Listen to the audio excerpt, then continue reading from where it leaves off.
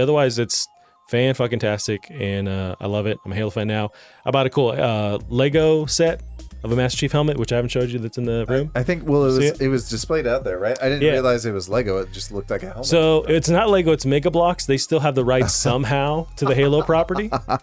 Somehow. They've had that for so long. It's been a long time, and you think eventually that runs out, and they come time to like talk to Mega Bloks again, and they give them whatever amount of cash to still make it work. So, but it still snaps in. It works fine. It's not Lego, but feels like it. But as a kid, I remember getting burned where for one Christmas, and it's always in the back of my mind, one Christmas I got this huge pirate set, and I see that first. I'm like, oh, sweet. And I tear off more of the wrapping, and it says Mega Bloks. And I'm like, oh, fuck. I think they've gotten better now. But back in the day, it was like stuff wouldn't snap in. It was missing little nipple things, whatever those are called, that snapping together. It was bad. What's the proper term for the tiny little, for each little nugget of contact? Stud, maybe? Stud makes sense. I'm going to call them nipples. Well, we've played Halo. Let's segue into that. What do you... We can spend as much time, because there's not a lot of new stuff going on too. So much time as you want. If you hate it, we'll just end it after 2 seconds. But what do you think about playing some Halo? How much time have you put into Halo so far? I haven't played much this last week. I really haven't... I think since we last talked, I haven't played anymore. It's just been a kind of crazy times at home, so I'm trying to lay low. I've mainly been like hanging out in my room, honestly playing Switch. Gotcha. You could be playing Halo, but you're not. On the Switch? Well, I mean on your PC, but yeah, with headphones on. But I think we're gonna have to default to you because I haven't progressed since we last talked. How has your experience really diving into the Halo, into Infinite? How's that kind of been? How many boss battles do you think you've done? I've done about 4, and they're pretty tough. So I'm playing on Legendary. It's the second to last. There's, what's the last one after? No, Legendary is the top one. I think I'm on Heroic. Okay. So the second to last difficulty, and it's tough, but it's still doable. Like I feel I'm progressing. The boss battles are the ones that really like give me a lot of struggle, but it's they're built in these ways where like you figure out kind of the lay of the land, what you have to use to your advantage, whether it's the environment or the different power weapons around you, or just running around and trying to give yourself time for your health to reboot. But I'm loving the entire game. It's really, really dope. You have played that initial level right before you get to the ring, and you said you did not like that. Yeah, it was a bit linear, which is, Halo's known for being linear, but also I feel like it's a pretty, yes, it's a hallway, but I feel like it's a fairly wide hallway usually. Almost to the point of like a BioShock, but not quite that much. So yeah, I guess that kind of bothered me, but also I'm not the biggest Halo fan, so I could see just I'm not used to that. But yeah, it's a blast. Cortana is just constantly talking. Now, so you have the new Cortana-ish. So you have the weapon, which is like it's the same voice actor too, but it's based on AI of Cortana's AI is the weapon. Do you know she voices apparently Princess Peach? No. Yeah, like I'm listening. I found that out, and as I'm listening, like I don't even hear a single note of Princess Peach. Wow. Yeah. Did not know that. So good for. I mean, she's got range apparently. Yeah, she's playing. So there's times where you have the older Dr. Halsey, which Cortana is based off of, who's an older character. She's playing that voice. The original OG Cortana, who's also rampant now, and then you have the weapon. It's all the same styles of that voice, but like she actually gives you where you could tell this is like a different take on this voice, even though it's the same voice actor. That's going to be so rewarding. Right. To pull that off in that way. Yeah. Yeah. I'm sure Next Game Awards is going to be right up there with performance of the year. But even Master Chief, so he's typically very like just one cool phrase that he says. He's very quiet. He does come out of his shell, his Mjolnir armor a little bit more in this game. Mjolnir armor? Wait, is that what it's called? Yeah, MJOLRNYP. But he talks a bit more. He has more emotion a little bit. He's still like that robot, the Master Chief that we're known for, but he plays off of the AI very well, where they kind of, it's like the straight man, funny man kind of thing that they play off of. That's done really well. There's the pilot that you've interacted with already. Right. He sticks around with you. I found him in the beginning very annoying because he's always telling you, and it's funny because he's the only sane voice. He's like, "Oh, we shouldn't go on this ring. We're outnumbered. We don't have enough weapons. They already kicked our ass already. So we're back on this ring trying to fight them again." He's the only sound person giving you advice. And Master Chief's always like, I got one bullet. Okay, I'm going to do it. And then Right. you have Cortana or the AI. But so I found him annoying, but he makes sense. But as you play it, he starts to show more emotion. You realize like what he's fighting for or why he wants to be safe, and he's not sure of like doing this in the first place. And I think they did that well. They balanced that well with showing his emotion. So something we're seeing here as well, not to jump away from what you're saying, but fuck that grappling hook. Oh, that makes the game for me. It makes the game. It's so good. It's a dumb thing, but like I almost wish in multiplayer just everyone had that, and then they can have whatever additional powers. It's that fun. I thought that from the first flight, where I had such a blast flying around or zipping around the world with feeling like Spider-Man with this grappling hook. But in multiplayer, it's an equipment that you can find, and even if you do find it, it's like 3 or 4 goes and then it runs out. Right. For balancing purposes, I totally get it, but it's so goddamn fun. If once they start to unlock, and then we have Forge coming out eventually, they give you these game modes you can toggle. I for sure want to play somebody's game mode where it's just like infinite grappling hook. We're zipping around. Right. And it's going to make it hard to shoot people, but also you can move around too. So I can't wait for that. But yes, that new addition has been a great improvement to the gameplay, and it just makes it more fun to zip around. Like as I'm walking through Zeta Halo, I'm just using the grappling hook and scaling mountains. Yeah. I'm just doing that. And I would say it's not even really overpowered either with how much you can traverse with it. It's just kind of fun. It has the cooldown mode, so you can't go anywhere, but it feels very fun. It reminds me of when I first played Skyrim. You can follow the path up a huge mountain where they want you to go somewhere, but I'm just like an asshole jumping as much as I can. Yeah, just using any bit of geometry. I'm doing that with a grappling hook this time around, and it's fun. Yeah. No, they did a great job. Have you come around on this gun? I think early on you said you didn't like it. I do. That's one thing I like about the campaign is I'm playing around with different weapons that I wouldn't use in multiplayer because they're a bit strange. Because it's like life or death situation. Feels like where it's like I'm going to die if I don't use something I'm comfortable with. But with campaign, I feel more open to try stuff. I do like this because it looks like a shotgun, but it has quite a bit of range on it. Definitely not a shotgun. Right. Just the way you load it. It's like these huge bullets. Yeah. But I'm digging it. The battle rifle's dope. There's like a sort of assault rifle deal. It's not the normal AR assault rifle. There's a different one that's really cool. I actually don't know what you're talking about. Yeah, it's more of like there's a name for it. I can't remember, but it's like a streamlined kind of assault rifle, not the big bulky standard assault rifle from Halo. But even that one's fine to use. I like the regular assault rifle. But grenades are, dope. You can only hold 2 of each type of grenade. I would like to hold more because I'm an idiot. Right. But I'm always flinging them. I'm using you can upgrade your grappling hook where you can shock enemies. So I'm doing that. I'm grappling to them, shocking them at the same time, and then melee, shotgun. Feels great. I think one of the biggest strengths this game has is it's simple. Right. It's just, they nailed the core gameplay of it. Yeah. It's so good.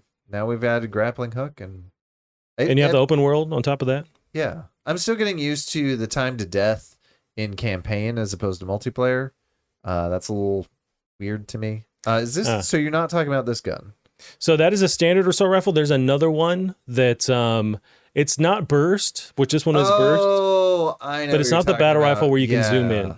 I'm terrible with that thing. Even though it's got way better accuracy, I just can't. Even though I've got my settings all honed in, I can't keep that thing on point. It reminds me of just the pistol, just like a high capacity version of the pistol. I love this pistol though. Oh yeah. Oh. In multiplayer, that's like my go-to. I think they balanced that so well.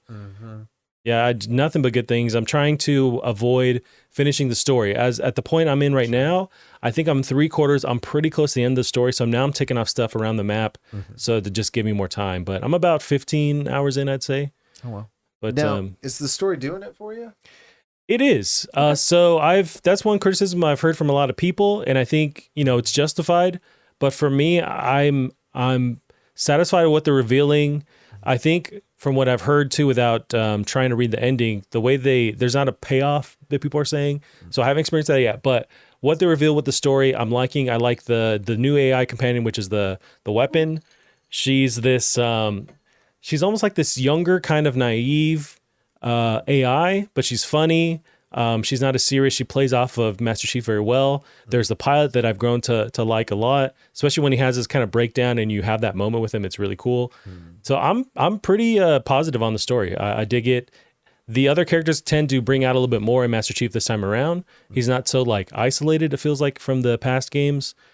So I'm digging the story. They're revealing more about the ring and where it fits into the lore. And I find myself going back and watching a bunch of like just history stuff with Halo on YouTube to try and like familiarize myself with it. But I'm back. I'm back into the fan base with Halo. I dropped off with 5, and this one is a spiritual successor, so they're not erasing stuff, but they're kind of trying to thread this needle where it's like they're trying to bring new fans in and almost refresh it, but still keep that same storyline going. So it's a hard balance to strike, but I think so far they've achieved that for me. You know what they should have done though is so they delayed this game like a full year, right? Yeah. It'd be really fun if they just isolated that build so we could say, okay, guys, here's the old build. Here's why we waited a year, and how much of a mess is that game. I wonder if that helps, because that's an interesting argument. Like a lot of games, really any game could do that, where they have their old build that people are unsatisfied with, and go, hey, here's what it could have been. What do you think? Or like maybe that helps you realize like, oh, we've got it way better now with this build. Right. But it's like also showing a piece of your artwork that's not ready. Right. Can you grab those shields with grappling hook? I haven't tried it. The shields that are planted, I don't believe you can. No, the ones they hold up. Oh, no, because they'll block it's like an energy shield, so they'll block your grappling hook. Okay. But yeah, it's sort of like, it's not to the point of Doom Eternal or the last Doom, where you have to use special weapons and special techniques for every enemy. But they do a little bit of that, where with those energy guys, you can't grapple to them. A lot of the brutes, you can still grapple to them, but they'll block. So once you get there, when your melees don't do anything. Right. So they do a little bit of that. I think they could go harder in that direction, where with Doom, you had to be doing specific things for each enemy, and it felt really good. This one, you can still like melee the shit out of people and get through stuff. You know, that kind of reminded me when you brought up the Doom thing. I was after Space Marine 2 got announced. I was going through some threads of people commenting on the announcement, and people just overwhelmingly a positive. Like I think one big comment that I kind of love is like, I'm not a Warhammer 40K fan, but I'm a fucking Space Marine fan. This game made it for me. But something someone pointed out, and I kind of forgot about, was that this game did the glory kill system, I want to say 2 to 3 years before Doom Eternal did. Which one, a Warhammer? The Space Marine game. Okay. It had that glory kill, so if you were doing bad in combat, the only way out is to do better in combat. Gotcha. And I completely forgot about that. We have to lean in closer to finish it. Yeah, I think the only, and one addition into that is like, so in like God of War, how there's that like Fury mode or whatever? Yeah. So this had that as well, and when you're in Fury mode, you're constantly regenerating health and dealing more damage, but you also get full Fury mode way more often. Like maybe every 3 battles you probably have full Fury. So it's actually a thing. Like God of War, I almost never used that damn thing, or it would fill up and I would forget often too. So it was an active resource that you are managing. So it like you either got to fight fucking better, or you have to manage your resources, and that was really fucking cool. Nice. So that reminded me of that. But yeah, they did the glory kill system before Doom. Well, this game doesn't have glory kills, but it does have the grunts that say very funny things to you. Yeah, I've heard they're fantastic. Oh, it's so good. And it's weird where they could easily go the route where it's like cheesy, the amount of humor that's in there, but they balance it well where the grunts are just free to say whatever they want and it makes sense and it's hilarious. And you feel bad almost for shooting their head off. I think that's something that that's part of the reason why when I was watching people play it, that it reminded me so much of Borderlands is like if the enemies are making you laugh, right? That's and the other characters will do that somewhat. Like you can commandeer out of the sky. You can find the not the banshees, but over those flying little deals. It's like I've never played a fucking Halo game in my life, but those the flying ships, they might be the banshees. Then the ghosts are the hovering ones. Yeah. So the banshees, you can grapple out of the air and commandeer them. And there are always elites in there, and they're always will say something snappy to you in their elite way. And they'll just be like, oh, this guy's, he's this person's stealing the chief is stealing my thing. Like they're just great with how they have these little quippy comebacks, but it works for their character too. And I love it. At one point there's a grunt that will say When he kills you, he'll say, "Who's Craig now?" Referring to Craig the brute. Oh, this is the only boss battle I fought. This guy was fun. He was tough. Yeah. Yeah. I dug it. There's a lot of these boss battles that are, I think they fit really well because there really isn't boss battles in Halo. They might just throw a bunch more enemies at you, but these guys they're well armored. They have their power armor over it too. So you have to just find whatever's around you and be really strategic with it. So it's cool. I'm liking it. I think I died on them like 4 times. I did as well. Yeah. Yeah. But when you finish it, it feels great. It's like, I imagine the same feeling why people love those Demon Souls games. Because once you die, once you do pull it off, it feels great. But these ones are actually achievable. Yeah. So that's cool.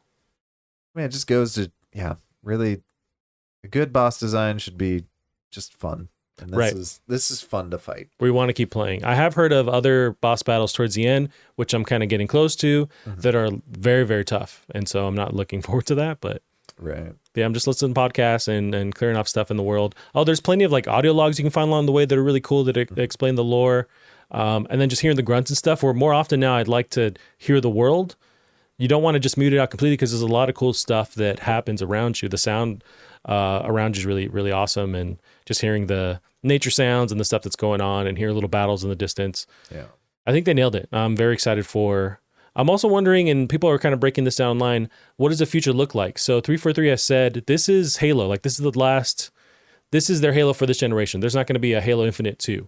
What they're going to do is add on to this one as it goes forward, kind of like a live service game.